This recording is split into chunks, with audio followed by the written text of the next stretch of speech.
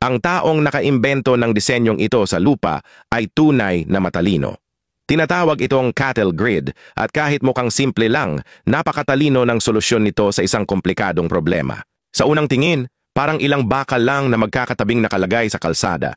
Pero kung titignan mong mabuti, mapapansin mong malalaki ang agwat ng mga bakal. Madaling madaanan ng tao, sasakyan o bisikleta. Pero para sa mga hayop tulad ng baka, tupa o kabayo, ibang usapan na yan.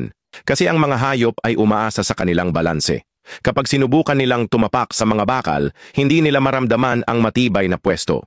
Pakiramdam nila ay baka sila'y madulas, mahulog o matusok ang paa sa pagitan.